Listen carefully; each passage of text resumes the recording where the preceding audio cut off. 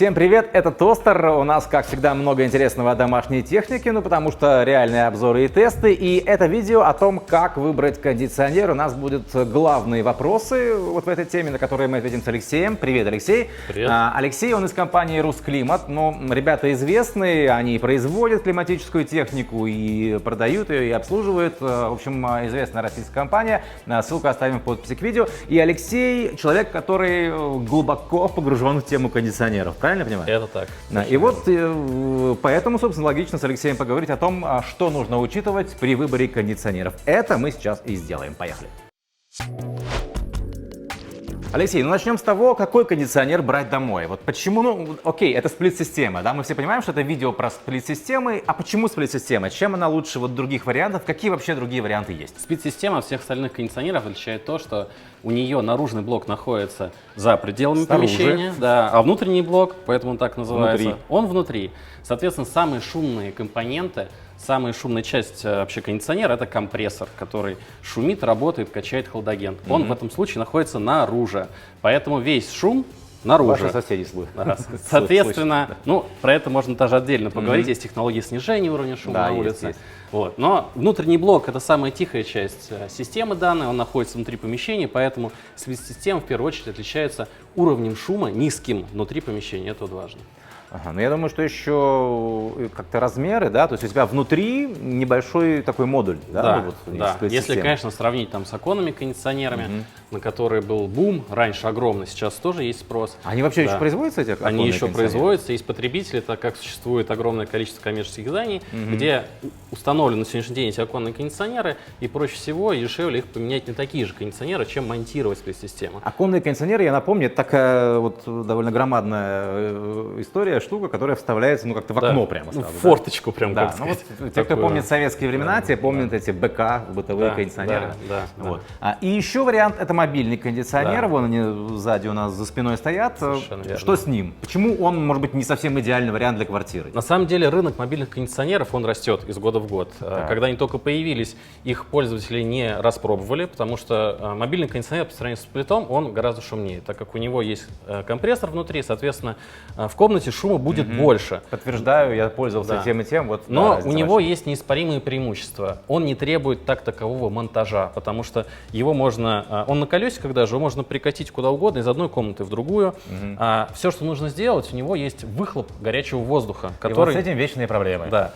Как делают у нас? Конечно, в других странах, например, где окна не распашные, как вот в России, а вот такие, например, раздвижные, там есть специальные адаптеры, которые вставляются, и все герметично, идеально. У нас, так как распашные окна, то зачастую... Просто в окно его выкидывают. Да, окно остается приоткрытым, и тут важный момент. Надо просто мобильный кондиционер подбирать по мощности сильно выше, чем необходимо. В 1,5-2 раза, потому что будут теплопритоки с улицы. Но и тут будет положительный момент, будет постоянная вентиляция воздуха, он будет справляться с охлаждением, все будет нормально. Единственный, говорю, минус — это выше уровень шума по сравнению со сплит-системой. У меня ощущение, что мы видео сейчас про мобильные кондиционеры будем снимать. Нет, ребята, мы возвращаемся к сплит-системам и, собственно, но все-таки, наверное, сплит-система, это идеальный вариант для квартиры, для дома, чтобы не шумело, чтобы все работало, чтобы охлаждалось, чтобы из окна ничего там не дуло и так далее. Окей, продолжаем. Дальше разговариваем про сплит-системы, про то, как правильно выбрать кондиционер. Слушай, и когда человек собрался покупать кондиционер, мне кажется, первое, наверное, с чем он сталкивается, это неведомые большинству обычных юзеров эти BTE, BTU, мощность в BTE, BTU 12 тысяч, 9 тысяч и так далее.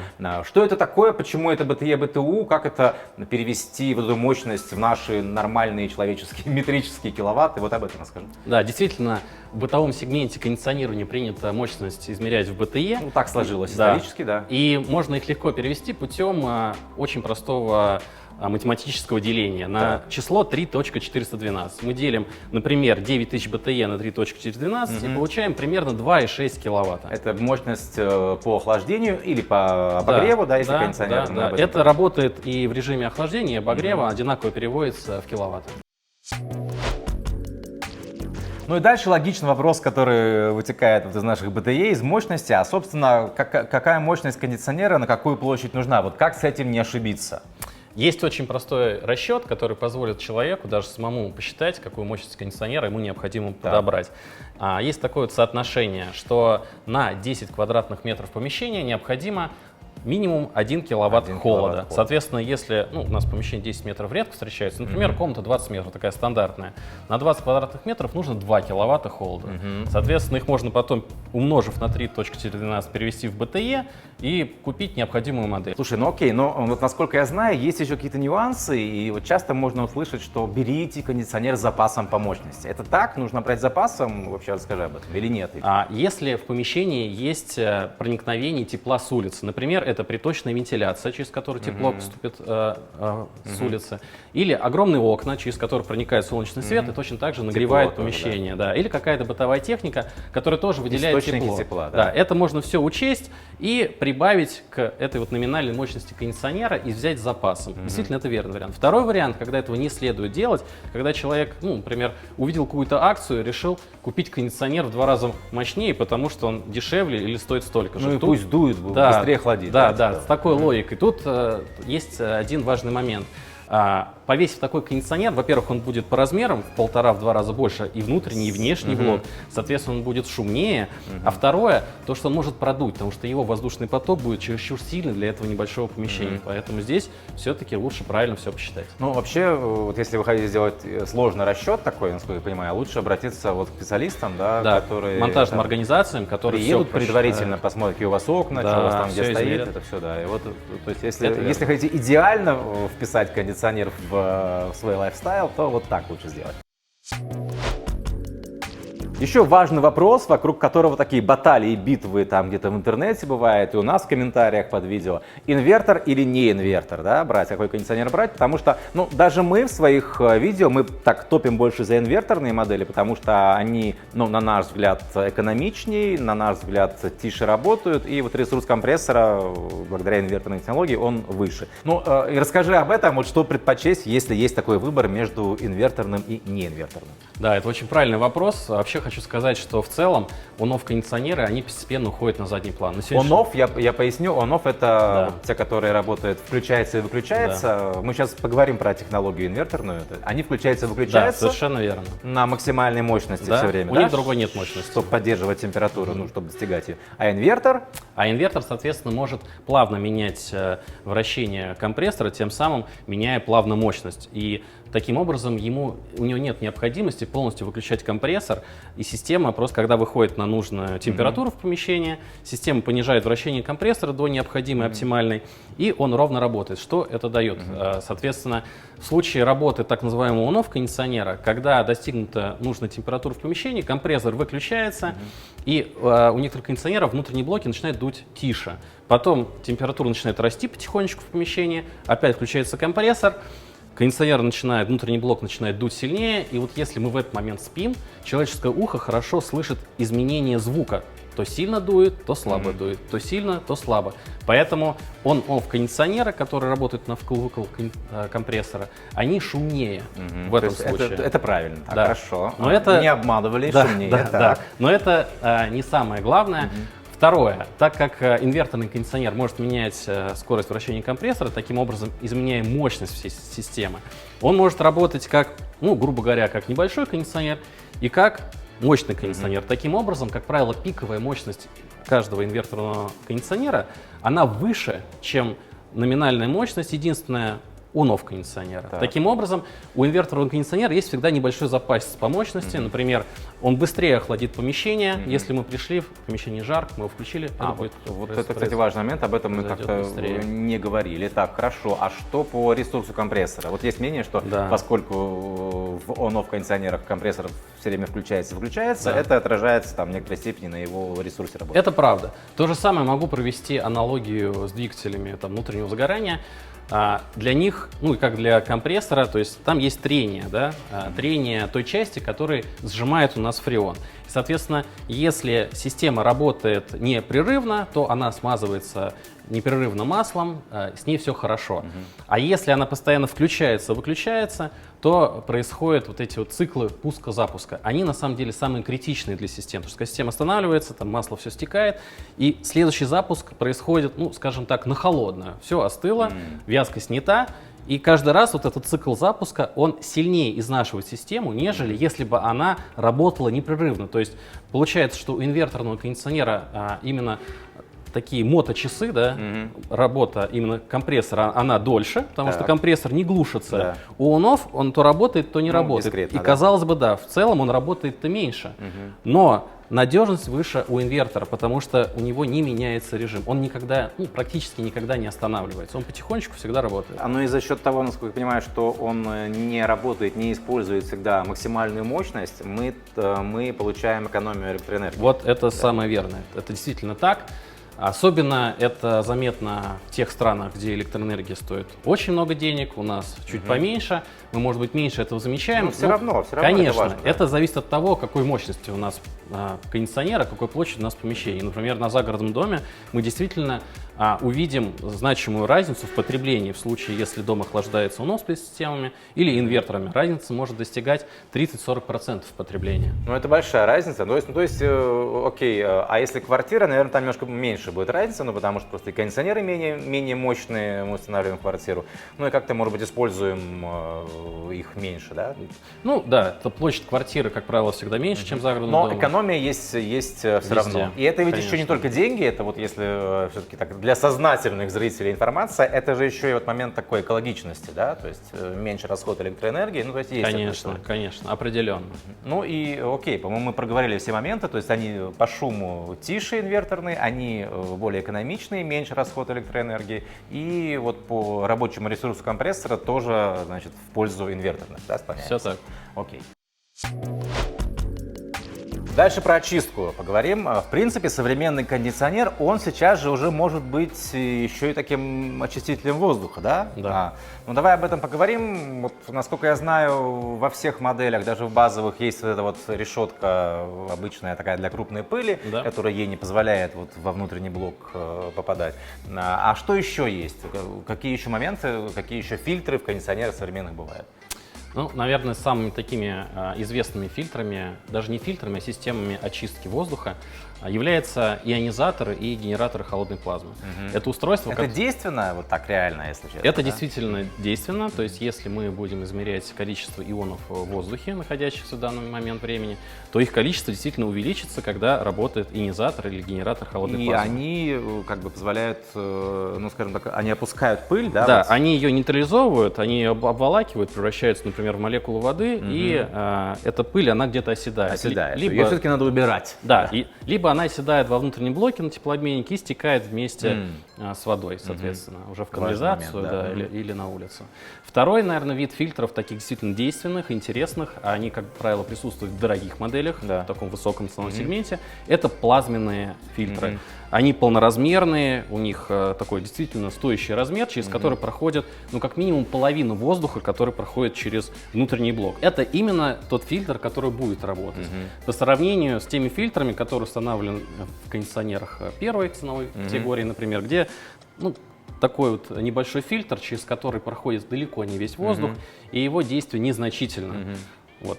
Поэтому, конечно, здесь стоит отметить, что действительно работающий фильтр присутствует в дорогих моделях. Ну, то есть, если мы говорим про плазменный фильтр, то, в принципе, если уж вы покупаете дорогой кондиционер, то смотрите, чтобы он был, как бы, его площадь была как можно больше. Можно наверное, попросить, да, можно попросить продавца показать этот фильтр, и вы сами убедитесь своими глазами. И в чем его задача? Его задача в том, чтобы улавливать Мельчайшие, мельчайшие частицы, вплоть до каких-то бактерий, пыльцы. Там и насколько так я далее. понимаю, тоже же разница. Да, там разница потенциалов, через которые проходит та частичку, которую необходимо нейтрализовать. И она притягивается. И она, соответственно, притягивается либо к пластине специальной металлической, либо также вместе с водой, с молекулой воды оседает на теплообменнике и уходит с дренажом. Так, хорошо. Вот с этими фильтрами, окей, понятно. Бывает кондиционер, у нас люди знают понятие HEPA-фильтр. Вот бывает кондиционер с HEPA-фильтром? Бывает кондиционер с HEPA-фильтром, но есть одно но. HEPA-фильтр работает при высоком давлении воздуха. потоке. Да. У внутреннего блока стандартного кондиционера у него вентилятор имеет такую форму, которая не позволяет сделать высокое давление воздуха. высокий поток он может сделать, там 600 метров кубических в час и так далее. Но если этому потоку воздуха противопоставить HEPA-фильтр, он упрется в него.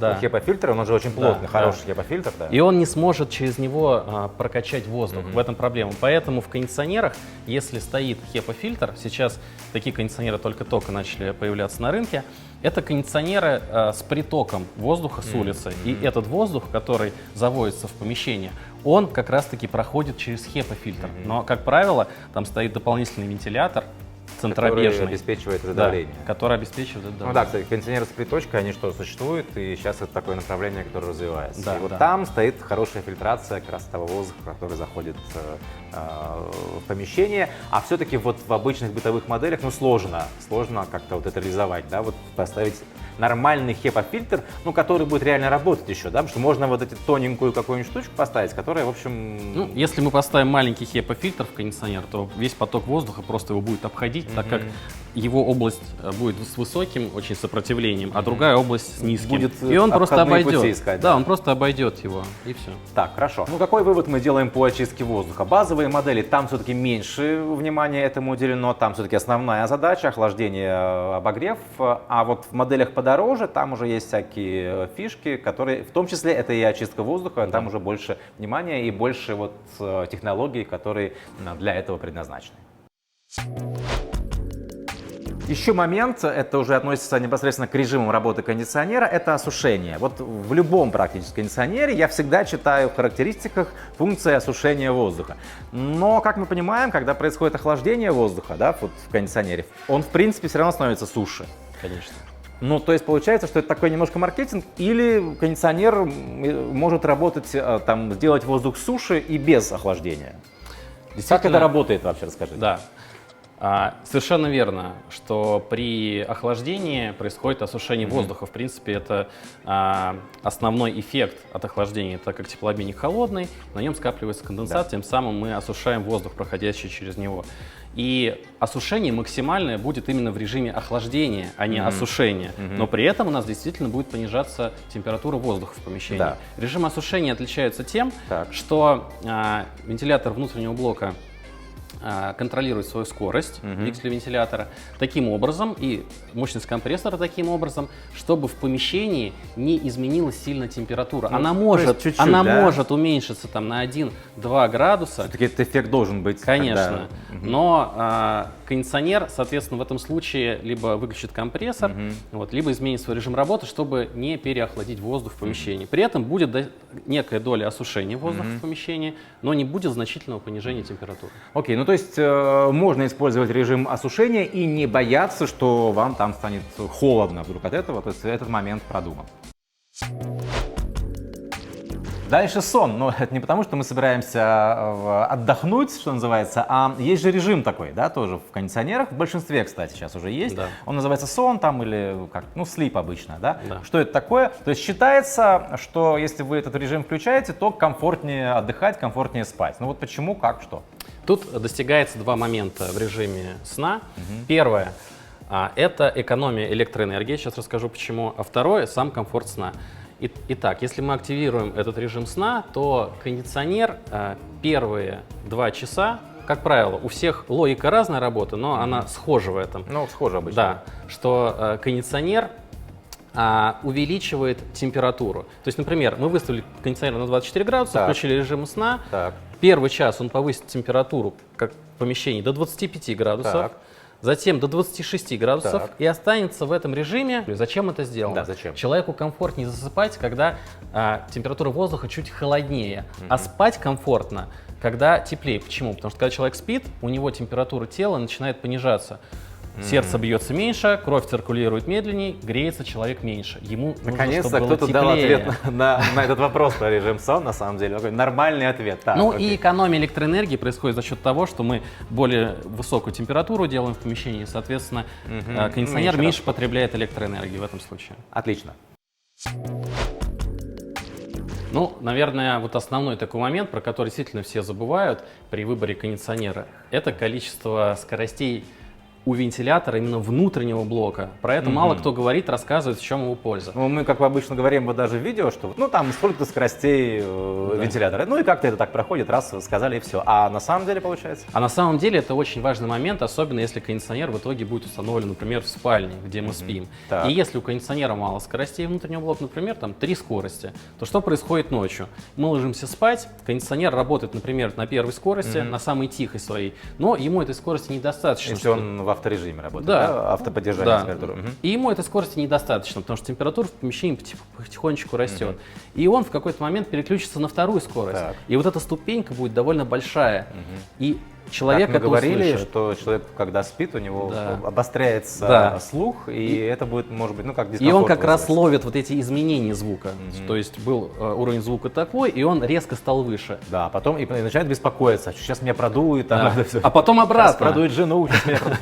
А потом он переключится обратно на первую скорость. И опять будет эта ступенька. И он это будет делать всю ночь. Это неприятно. Вообще неприятно. Соответственно, чем больше скоростей у вентилятора внутреннего блока, тем кондиционер будет плавнее переключать эти скорости, и человеческое ухо может даже не заметить этого. Ну а у инвертора там вообще другая история. Да, там то есть, совсем если, плавная, да? да, то есть если инверторный не только компрессор наружного блока, а еще и инверторный двигатель вентилятора внутреннего блока, соответственно, скоростей практически нет, они бесступенчатые, можно включить любую скорость вращения. Важная, интересная история, кстати. Окей, прям спасибо, это такой интересный момент. Мне кажется, что вот именно для климатической техники это вообще очень важная тема и очень такая удобная, понятная и логичная. Да? Вот удаленное управление, чтобы ты мог там заранее себе со смартфона, допустим, создать какой-то климат, микроклимат, там, подъезжая к дому, там, стоя в пробке, потом раз зашел, и там уже прохладно. Очень удобно, на своем опыте ощутил, насколько это прогрессивно и как это в современном мире важно. Действительно, у всех у нас есть мобильные телефоны, мобильные приложения, и с помощью них, как раз таки, если кондиционер поддерживает эту опцию управления по сети Wi-Fi, можно удаленно включить необходимый режим. Забыли выключить кондиционер, он не нужен в течение всего дня, потому что дома никого нет. Мы можно проверить удаленно, он включен, выключен, и выключить, если это необходимо. Кроме того, на сегодняшний день все более популярными становятся так называемые умные дома, Да, когда действительно какая-то интеллектуальная система это управляет, так, да. управляет всем домом. Умные дома, умные квартиры люди делают. Да, там всё, да, что хочешь. умные квартиры. Соответственно, когда все климатические устройства можно встроить в эту единую сеть, и водонагреватель, который греет нам воду, и кондиционер, который нам охлаждает воздух в помещении, очиститель, который очищает воздух, увлажнитель и так далее. И если вся эта система будет готовить наше жилище к нашему приезду заранее, мы вот за час говорим, мы скоро приедем. Ох уж эти зоны комфорта, Да. потом сложно из них выходить. Да. Приезжаем, и наш дом готов к нашему визиту. Все комфортно, все идеально, все супер. А что важно знать вот обычному юзеру? Окей, он не сам монтирует, понятно, но что может быть учесть, приобретая кондиционер, и вот думая еще и про монтаж при этом, да? И давай вот на этом начнем с этого. Давай, вот, ну, собственно, одну часть мы уже с тобой обсудили, это мощность кондиционера, это важный вопрос, мы его обсуждали ранее. Второе, на что стоит обратить внимание. Ну, я имею в виду именно вот такие моменты прикладные, Да, да? да, вот именно на это хотел заострить внимание. Например, если человек купил себе квартиру в новостройке, и в ней уже проложена медная трасса, она уже замурована в стене, выведены только наружу торчащие вот эти медные трубки с проводами, и человеку нужно к этому подобрать систему. Так. В этом случае ему нужно измерить диаметр этих трубок и купить кондиционер, у которого трубки такие же, потому что... Нужно именно измерять, самому это все делать? То есть где-то в документах обычно нет? Конечно, лучше пригласить профессионалов, которые ему потом этот кондиционер установят, они все сами измерят. Но человек может, в принципе, линеечкой измерить диаметр, в этом нет Я имею в ничего виду, что сложного. нету каких-то там в сопроводительных документах квартиры такой, нет такой информации Нет, обычно, нет? такого, скорее всего, не будет. окей. И лучше перепроверить, чем Так, потом, и измерить, чтобы что? чтобы измерить диаметр трубок медно, Чтобы? газовый и воздушный, для того, чтобы подобрать кондиционер, у которого такие же трубы для подключения.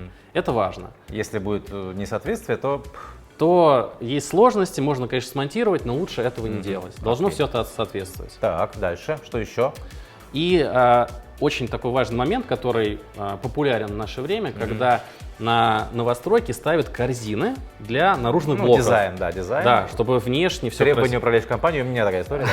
Да, совершенно верно. И если в квартире, например, 3 комнаты, которые необходимо охлаждать 3 сплит-системами, то в эту корзину может не поместиться 3 наружных блока от этих 3 сплит-систем. Окей, а если поместятся, это так нормально, что они 3 будут стоять рядом? Ну, они 3 скорее или 2? друг на дружке будут стоять. Так да. нормально, да? Если влезет, то в принципе нормально. Так, а если не помещается в корзину, как правило, не помещается? А если не помещаются в корзину, то самый правильный вариант, и, наверное, единственный в данном случае, это мультисплит-система.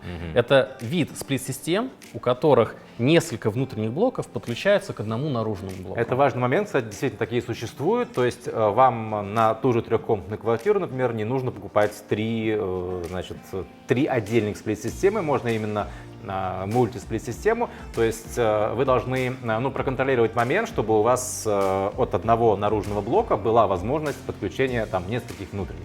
Вот это называется мультисплит-система, правильно? Да, все То есть у вас все будет так же выглядеть там в квартире, да, просто не 3 наружных блока, а 1. Все верно. Это удобно. Но они подороже, естественно. Да, всегда мультисплит-система стоит чуть дороже, чем отдельные сплит-системы, но тут есть одна хитрость, которую нужно учитывать, особенно для загородного жилья. Дело в том, что мощность внутренних блоков, которые можно навешать на внешний блок мультисплит-системы, сумма мощностей внутренних блоков может превышать мощность наружного блока. Соответственно, это можно использовать для экономии в том случае, если все помещения одновременно не используются людьми. Например, есть спальня, которая используется только ночью, и там надо охлаждать воздух только ночью. А остальные кондиционеры не работают. Днем. Соответственно, можно мощность наружного блока подобрать меньше, нежели если бы вы покупали отдельно. Да. Вот на этом можно сэкономить. Ну да, кстати, интересный момент. Ну и еще вот связанный с монтажом тоже момент. Какие-то есть, я часто сталкиваюсь с жалобами людей, там на что-то их разводят, какие-то там дополнительные деньги. Вот об этом, может быть, что главное, на что, опять же, обратить внимание, чтобы, не развели, скажем так. На что разводят эти вот все бригады, которые... Наверное, я бы не сказал, что это популярный вид развода, но с ним можно столкнуться. Монтажная бригада может попросить дополнительную стоимость за то, что будет работать альпинист. Альпинист нужен в том случае, если наружный блок невозможно повесить из окна. При страховке, естественно, там, второго человека, необходимых там приспособлений страховочных. Но в ряде случаев наружный блок можно повесить из окна. Есть, конечно, один минус, его будет видно изнутри помещения, когда мы подойдем к подоконнику. А если наружный блок вешается где-то сбоку, от окна или сильно дальше, чем от окна, или сильно ниже, в данном случае действительно нужен альпинист, который спустится с крыши, закрепит все необходимое оборудование, повесит наружный блок и сделает все качественно. Так вот, эти работы альпиниста могут прописать просто так. Например, наружный блок можно было повесить из окна, спокойно, но навязали, чтобы повесил альпинист. Да, могут быть, знаешь, они из окна повесили, а ты же потом только пришел контролировать работу, да, ты и не видел, что там не было альпиниста, они повесили сам. Ну, окей, да, в принципе, конечно, тут я, наверное, не открою сейчас, что называется, Америку, лучше обращаться в компании, такие, которые профессионально занимаются и кондиционерами, да, и там и производят их, и продают, и в том числе и монтируют, да. Да, тут... Я думаю, что у того же, вот у компании «Русклимат», почему, мы же в гости приехали к ребятам из «Русклимата», я думаю, что у вас есть такой сервис, такая сервис-служба, да? Конечно, да. И, кстати, еще могу дать такую небольшую подсказку, как отличить профессиональную монтажную бригаду, монтажную компанию, которая занимается именно монтажом профессионально. Такие компании, они будут вешать не только обычный бытовой кондиционер, заниматься ими, а они будут заниматься также и полупромышленными кондиционерами. То есть у них опыт большой, можно просто задать несколько вопросов, в каких объектах вы устанавливаете кондиционер, какого типа кондиционер вы устанавливаете, и вы сразу поймете, с кем вы работаете. Следующий и последний, собственно, вопрос, как мне кажется, это обслуживание. Вот что с этим, насколько это нужно делать часто, что пользователь, вот обычный юзер, да, может сам делать, а для чего ему все-таки нужны специалисты и с какой периодичностью все это нужно делать? Начну с того, что может делать сам пользователь. Да, давай. Это на самом деле всего лишь одна вещь. Я даже знаю, какая. Да. Проверим. Это регулярно мыть тот самый фильтр от пыли, чтобы он не, от крупной пыли. Да, чтобы он Сетку. не забивался пылью, грязью, если помещение пыльное, например. Потому что это действительно дает дополнительное сопротивление воздуха, которое нам не нужно. Ну и плюс, конечно же, хуже очищает от пыли. И, собственно, вот с фреоном связана следующая вещь в обслуживании. Время от времени нужно проверять давление в системе. Так. Можно, конечно, тем, кто особо беспокоится, это делать каждый год. Но, в принципе, раз в 3 года или даже раз в 2 года не повредит проверять давление в системе, чтобы давление хладагента было на нужном уровне, соответственно. Это ты вызываешь специалиста? Да, он приезжает там, и все это делает. С техникой своей, с прибором. Конечно, да, проверяет давление. Хорошо, слушай, есть такой момент еще тоже, многие спрашивают, нужно ли кондиционер к зиме готовить? Это вот тоже с обслуживанием связано? Да, это, кстати, вот очень такая вот интересная вещь. В принципе, перед тем, как кондиционер не будет использоваться в течение всей зимы, можно сделать следующее. Можно продуть теплообменник внутреннего блока, так как, когда у нас включен режим охлаждения, на теплообменнике внутреннего блока собирается влага, которая потом уходит либо в канализацию, либо на улицу. Но эта влага полностью не уходит, она остается и в ванночке, которая находится под теплообменником, и в самом теплообменнике. И чтобы эта влага не вызывала рост бактерий различных, теплообменник можно продуть. Можно, например, включить режим обогрева на 20 минут, теплообменник нагреется и таким образом высохнет. И на зиму он у нас останется сухим. Да. Второй момент, конечно же, можно вызвать профессионалов, которые приедут, разберут внутренний блок. Тут есть разные кондиционеры с разным типом внутренних блоков. Некоторые разбираются, не отсоединяя трубок, то есть не отсоединяя трубок с хладагентом от внутреннего блока. Можно снять прям вентилятор, ванночку, промыть ее, полностью избавиться от различных плесени, продуть теплообменник, все собрать, и у вас будет чистый кондиционер. Можно таким образом пройти. Окей, понятно. Ну что, мне кажется, мы подробно поговорили о тех моментах, которые нужно учитывать при выборе кондиционеров. Ничего не забыли мы. В принципе, мы так... Это были основные, основные вещи, которые основные вещи. Обычному пользователю нужно знать, выбирая сплит-систему к себе домой в квартиру, да, как правило. Вот. Ну а так, если что-то еще дополнительные нюансы, то и в комментариях пишите, и к ребятам Rusclimate обращайтесь, и наши видео смотрите. У нас, кстати, большой плейлист по климатической технике, там и кондиционеры, и там увлажнители, очистители воздуха и так далее. Тоже интересный момент. Алексей, спасибо большое. Спасибо. Напомню, мы приезжали в гости к ребятам из компании Rusclimate. Алексей человек, который погружен в кондиционеры, в тему кондиционеров, и мы с ним, мне кажется, очень клево все обсудили и поговорили об этом. Это тостер, мы не делаем из домашней техники сенсации, мы просто рассказываем, как она реально работает. Подписывайтесь, ставьте лайки, делитесь этим полезным видео с теми, кто собирается установить кондиционер. Пока. Пока.